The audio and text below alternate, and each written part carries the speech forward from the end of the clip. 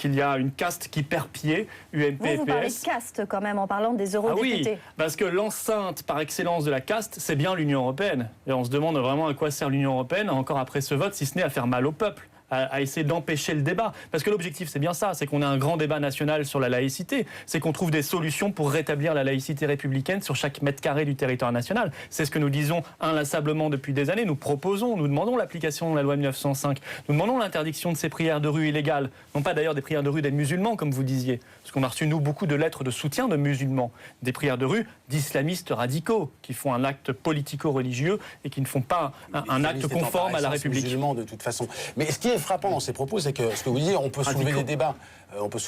Celui de la prière de rue en est un.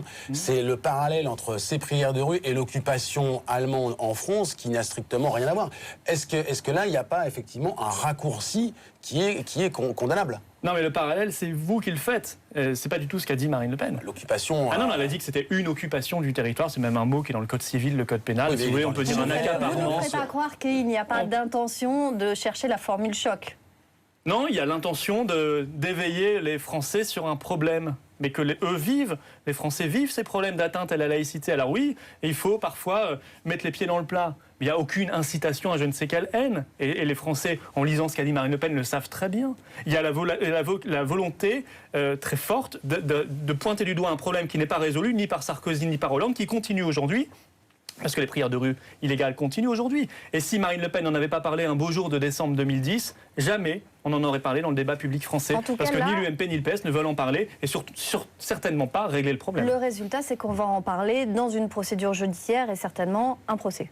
Merci à cette association politique, merci au Parlement européen, effectivement, de nous donner cette tribune inespérée pour reparler des prières de rue qui ne sont pas réglées, pour reparler des problèmes de laïcité. J'ai vu, il y a quelques jours, il y a eu un barbecue halal dans une école maternelle à Montpellier. Les parents étaient indignés à juste titre. Ça va continuer combien de temps ? Quand est-ce qu'on va enfin réagir ? Puis je m'inquiète quand même un tout petit peu pour la liberté d'expression. Est-ce que demain on sera poursuivi pour fait de patriotisme ? Est-ce qu'on sera poursuivi pour fait de dénonciation de l'Union européenne et de l'euro par exemple ? Est-ce qu'on sera poursuivi pour dire que... pas forcément des propos du même ton. Écoutez, aujourd'hui, vu la restriction permanente, quotidienne de la liberté d'expression, je me demande, est-ce que demain on sera poursuivi pour dire que par exemple les Roms doivent rester en Roumanie, en Bulgarie, plutôt que venir en France ? Ce n'est pas pour ces propos que Marine Le Pen... Oui, mais je constate que le débat public et politique était très vaste il y a 20 ou 30 ans. Aujourd'hui est restreint.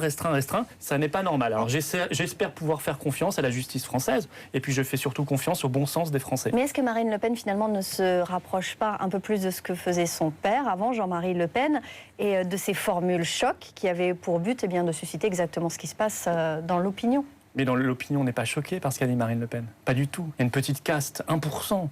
Une petite élite complètement paniquée. Vous ne pouvez pas dire d'un côté que soit 2 Français sur 3 sortez dans la rue, soutenez les propos et qu'il y a 1% qui sont choqués.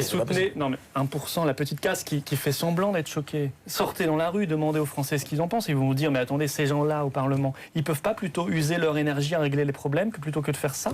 C'est pas leur boulot, ils ne sont pas payés pour ça. Et, je veux dire, ces parlementaires européens seraient moins indignes s'ils cherchaient des solutions pour rétablir la laïcité, mais ce n'est pas leur souci, ça. Ils ne se sont pas saisis du problème, ils n'ont fait que répondre à une demande. En l'occurrence, demande de justice vient de la justice française.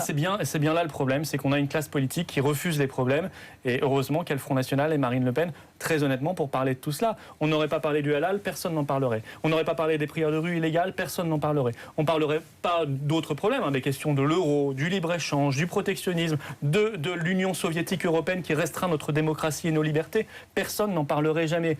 Jusqu'à la demande à ce que la France accorde le droit d'asile à M. Snowden, c'est Marine Le Pen qui avait fait cette demande le 10 juin dernier par voie de communiqué de presse. Ensuite, Mélenchon a couru après elle, les Verts aussi. Non mais je veux dire, heureusement qu'on est là quand même pour animer un peu le débat dans la classe politique française, sinon ce serait bien terne. Il va y avoir procès. Marine Le Pen risque 1 an de prison, 45 000 € d'amende. Est-ce que c'est un risque que vous prenez au sérieux ? Si c'est un risque, c'est un risque. Mais... Alors imaginez que Marine Le Pen soit condamnée à 1 an de prison. C'est le travail de la justice, on ne peut pas se prononcer de toute façon. Donc Marine Le Pen serait condamnée à 1 an de prison alors qu'elle est probablement aujourd'hui à la tête du plus grand parti de France et qu'elle a dit des choses, elle n'a fait que dénoncer une entorse à la loi républicaine.